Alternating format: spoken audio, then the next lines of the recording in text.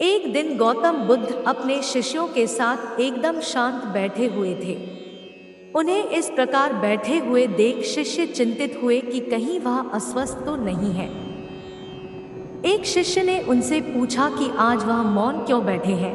क्या शिष्यों से कोई गलती हो गई है? इसी बीच एक अन्य शिष्य ने पूछा कि क्या वह अस्वस्थ है? पर बुद्ध मौन रहे।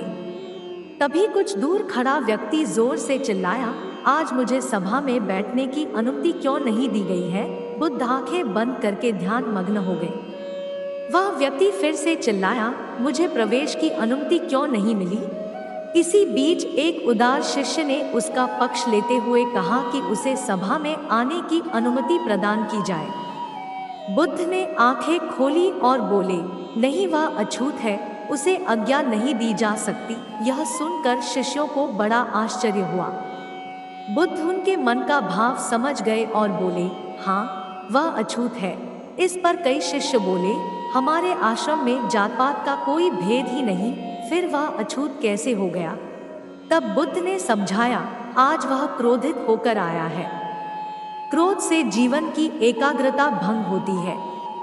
क्रोधी व्यक्ति प्राय मानसिक हिंसा कर बैठता है, इसलिए जब तक वह क्रोध में रहता है तब तक अछूत होता है। इसलिए उसे कुछ समय एकांत में खड़े रहना चाहिए। क्रोधित शिष्य भी बुद्ध की बातें सुन रहा था। पश्चाताप की अग्नि में तपकर वह समझ चुका था कि अहिंसा ही मनुष्य का महान कर्तव्य व परम धर्म है। वह बुद्ध के चरणों में गिर पड़ा और कभी क्रोध न करने का प्रण लिया। शिक्षा आशय यह है कि क्रोध के कारण व्यक्ति अनर्थ कर बैठता है और पश्चाताप उसे बाद में होता है, जिसका कोई लाभ नहीं मिलता। इसलिए हमें क्रोध नहीं करना चाहिए।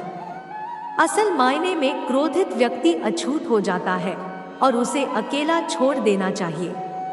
क्रोध करने से तन, मन और धन तीनों की हानि होती है। क्रोध से ज्यादा हानिकारक कोई और वस्तु नहीं है।